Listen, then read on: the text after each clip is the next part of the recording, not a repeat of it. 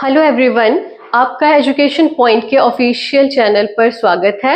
आज हम टेट और टीजीटी नॉन मेडिकल के लिए मैथ्स का sequence and series topic discuss करेंगे।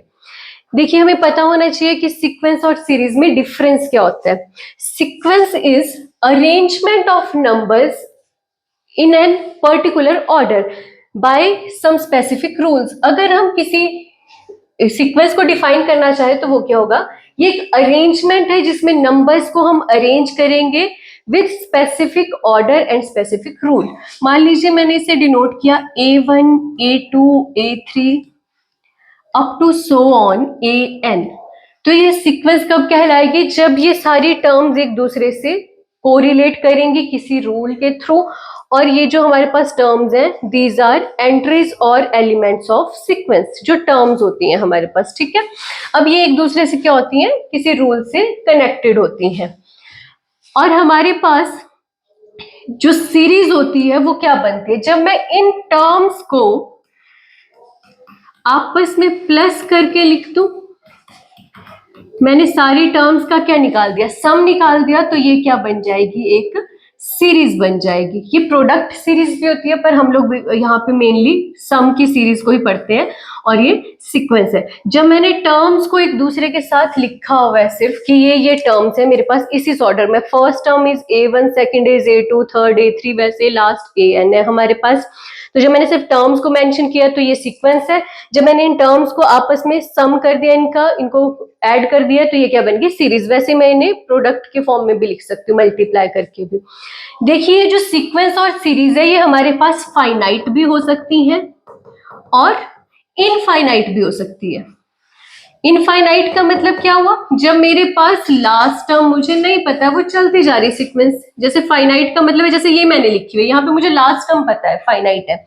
ये इनफाइनाइट का मतलब क्या हुआ कि मैंने सीरीज या सीक्वेंस लिख दिया और लास्ट टर्म मुझे नहीं पता है, चलती जा रही इन्फिनिटी तक। तो ये क्या हो जाएगी हमारे पास, इनफाइनाइट सीरीज या फिर सीक्वेंस बन जाएगी हमारे पास। अब देखिए, हमेशा जरूरी नहीं है कि मैं एक पर्टिकुलर स्पेसिफिक रूल डिफाइन कर पाऊं किसी सीक्वेंस के लिए। मान लीजिए मैंने फिलहाल ये लिखा, ये नेचुरल नंबर है, नेचुरल नंबर की सीरीज। अब मान लीजिए मैंने 100 तक लिखी, तो ये क्या है, एक सीक्वेंस मैंने लिखा, तो ये एक फाइनाइट सीक्वेंस है। मुझे लास्ट टर्म पता है और मैं कैलकुलेट भी कर सकती हूँ कि कितनी टर्म्स है, बेशक ज्यादा होंगी, बट यही चीज मैंने यहाँ पे नहीं मेंशन की, लास्ट टर्म। तो ये क्या है, एक इनफाइनाइट सीक्वेंस है जहां पे मुझे लास्ट टर्म पता नहीं है। अब देखो, मैं इसके टर्म्स को अगर डिफाइन करना चाहूंगी तो मुझे एक जनरल फॉर्मूला बनाना पड़ेगा कि ये आपस में किस रूल से कनेक्टेड है। मैंने कहा ना कि सारी टर्म्स क्या होती हैं, एक स्पेसिफिक रूल से एक दूसरे से रिलेटेड होती हैं। तो जैसे जनरल टर्म को हम किस से शो करते हैं, आइदर बाय AN और TN। TN भी एक जनरल टर्म का सिंबल है और AN भी जनरल टर्म का। जनरल टर्म होती क्या है, ये एक रूल होता है लिखने का जिसको हम लोग टर्म्स के लिए यूज करते हैं। जैसे यहाँ पे क्या है, ये देखा जाए, मैंने लिखा इसको AN इज, इसको डिफाइन करना होगा हमने, तो क्या करेंगे, देखो एक दूसरे से क्या है, 1 प्लस होता जा रहा है ना इसमें, देखा जाए तो इसको कैसे बोल सकती हूँ मैं, AN माइनस 1 प्लस 1, ऐसे बोल सकती हूँ मैं इसे, कि ये अपनी पीछे वाले टर्म से एक ऐड हो रहा है, जहां पे n क्या होता है हमारे पास, एक नेचुरल नंबर होता है। जैसे मान लीजिए मैंने A1 डिफाइन करना है, A1 क्या है यहाँ पे, A1 माइनस 1 कितना हो गया, 0। और A0 तो है नहीं यहाँ पे कोई टर्म, वो तो 0 ले लेंगे हम, तो ये वो किसके बराबर आएगी, 1। अगर मैंने A2 डिफाइन करना होगा तो इसका मतलब क्या हो, A2 minus 1 which is A1 plus 1। A1 की वैल्यू कितनी है मेरे पास, अभी आया 1, 1 प्लस 1 कितना है, 2।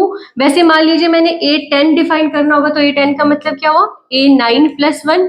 A9 क्या होगा मेरे पास, A8 प्लस 1, वैसे चलता जाएगा। A9 मेरे पास मुझे दिख रहा है कि 9 ही आएगा, तो A10 किसके बराबर आ जाएगा, 10 के बराबर। ये एक क्या बन गया मेरे पास, स्पेसिफिक रूल बन गया इस सीक्वेंस के लिए जनरल टर्म का।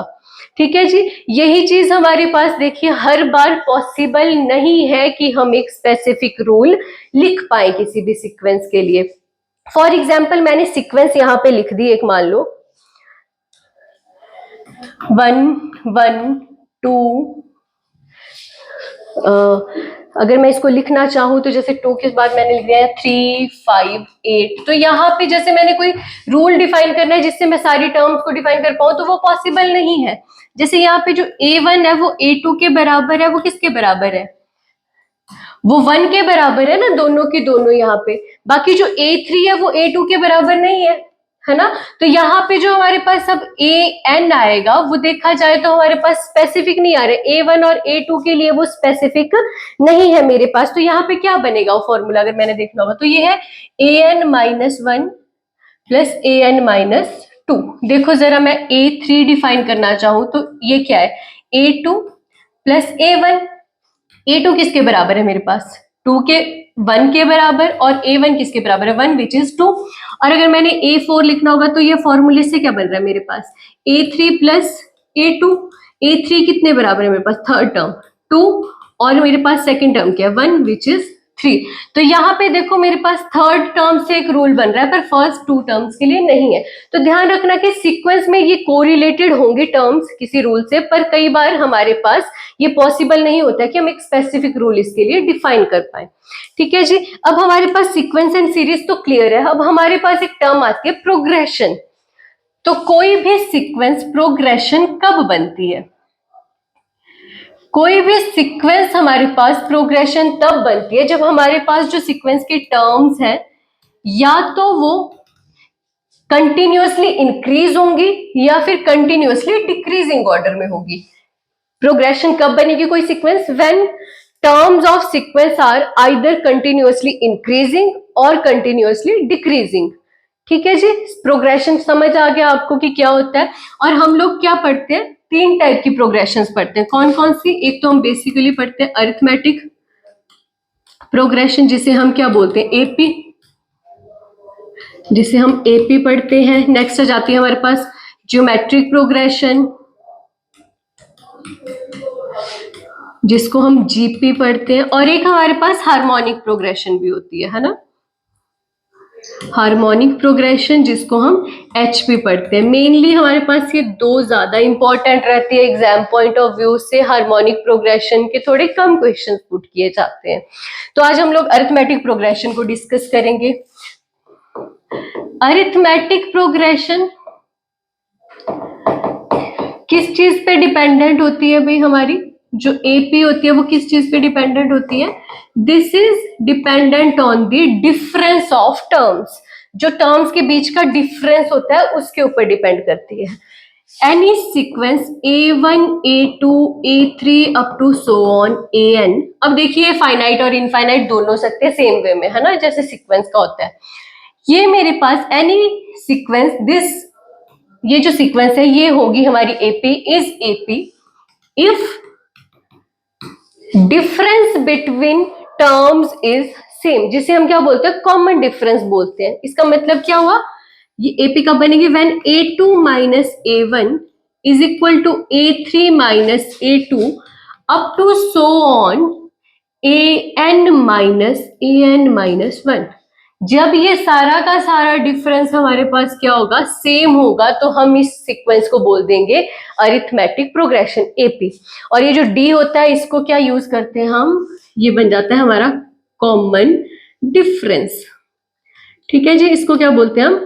Common difference. सार्व अंतर पढ़ते हैं हम लोग इसे हिंदी में। ठीक है जी। अगर टर्म्स के बीच का डिफरेंस बराबर है तो वो क्या होगा? हमारे पास एपी बन जाएगी। और हमेशा ध्यान रखिएगा हम बड़ी टर्म में से छोटी टर्म को माइनस करते हैं। डी का फॉर्मूला क्या है? AN minus 1। nth term minus n minus 1th term हम कैलकुलेट करते हैं। तो हम लोग इसको, इसकी नोटेशन क्या होती है? जनरल टर्म हमें पता होनी चाहिए। तो जनरल टर्म ऑफ एपी कैसे लिखते हैं हम लोग?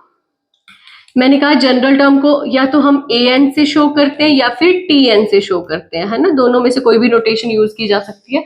इसे लिखने का तरीका होता है A plus N minus 1D। ठीक है जी। nth टर्म को कैसे डिफाइन करते हैं हम? A plus N minus 1D, where A is first term and D is the common difference. ठीक है जी। ए क्या होगा हमारे पास, फर्स्ट टर्म हो जाएगी, और डी क्या हो जाएगा, कॉमन डिफरेंस हो जाएगा हमारे पास डी। और जो एन होता है वो शो करता है हमारा पोजीशन ऑफ टर्म, कौन सी पोजीशन पे, फर्स्ट टर्म है, सेकंड है, 4 है, अगर फिफ्थ टर्म मैं निकाल रही हूँ तो वहां पे एन हम क्या पुट करेंगे, 5 पुट करेंगे।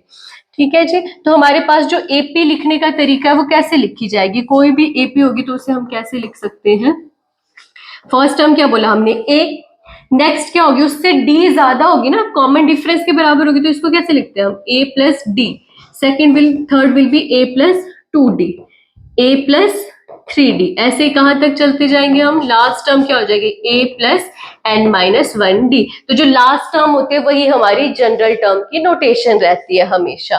ठीक है जी। यहीं पे हमारे पास एक और चीज आती है which is sum of n terms of AP, sum of first n terms of AP. First जरूरी है क्योंकि फर्स्ट से ही हम स्टार्ट करते हैं इसको, तो ऐसा नहीं है कि बीच से एन टर्म्स ले ली, कोई भी 10 टर्म्स का सम बोले कोई भी 10 उठा ली, नहीं, फर्स्ट 10 पे ये फॉर्मूला लेगा, first n terms of AP.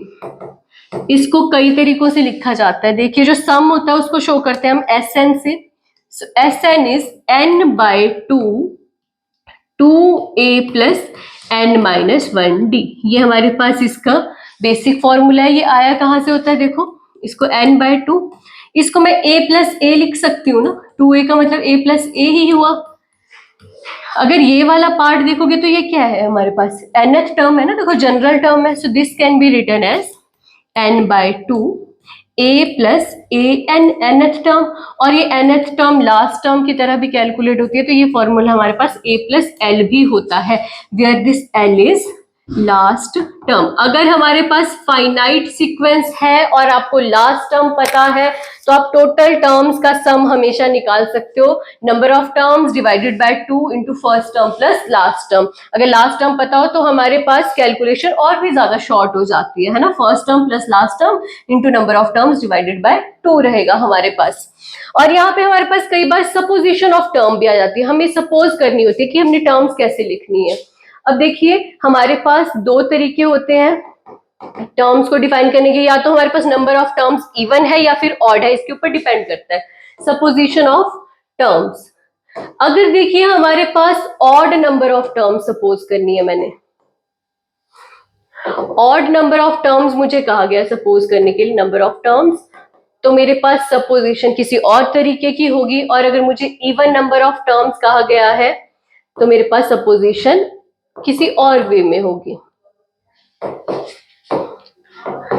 Odd का मतलब क्या हुआ मेरे पास, जैसे मान लीजिए मेरे सीक्वेंस में है 3 टर्म्स है, 5 टर्म्स है, आप देखो खुद देखो यहाँ पे जरा, a1 a2 a3 a4 a5 मैंने ऐसे लिखा है।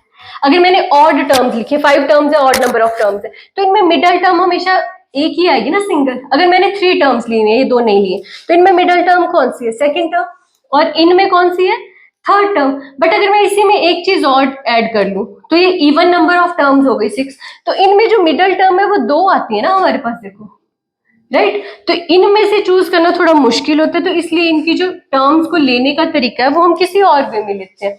इसमें मिडल टर्म्स कितनी होंगी, इसमें एक ही रहती है, और इसमें मिडल टर्म्स कितनी रहेंगी, 2 रहेंगी। तो जो ये मिडल टर्म होगी इसमें हम वो क्या लेंगे, मिडल टर्म को हम लेंगे इसमें a, और इसमें जो हम मिडल टर्म्स लेते हैं वो होती है a माइनस डी, और दूसरी लेते हैं हम a प्लस डी। तो अगर आप ध्यान दोगे तो इसमें जो कॉमन डिफरेंस रहेगा वो हमेशा d का रहेगा, और इसमें कॉमन डिफरेंस रहता है 2d का। तो इसमें टर्म्स होंगे क्या, मान लीजिए मैंने 3 टर्म्स लिए हैं यहाँ पे, ठीक है, मुझे 3 टर्म्स डिफाइन करनी है, तो वो क्या होगी मेरे पास, फर्स्ट आ जाएगी a minus D, middle will be a, second will be a plus D, तो इनके बीच का डिफरेंस dd का ही रहेगा। 5 टर्म्स मुझे डिफाइन करनी है, तो इसमें बस एक और ऐड कर दो, a minus 2d, a minus D, a plus D, a plus 2d। तो ऑड नंबर ऑफ टर्म्स इसी वे में होंगी, और इवन अगर मुझे सिलेक्ट करनी है तो दो मिडल टर्म्स आएंगी। तो मान लीजिए मुझे 4 टर्म सिलेक्ट करनी है, तो मेरे पास मिडल टर्म तो यही रहने वाली है a माइनस डी और a प्लस डी, बीच में तो यही टर्म्स होगी। अब डिफरेंस कितने का, 2 का है, तो यहाँ पे मेरे पास क्या आ जाएगा, a माइनस 3d, और यहाँ हो जाएगा a प्लस 3D। वैसे ही मान लीजिए 6 होगी तो a माइनस 5d और a प्लस 5d यहाँ पे और ऐड हो जाएगा।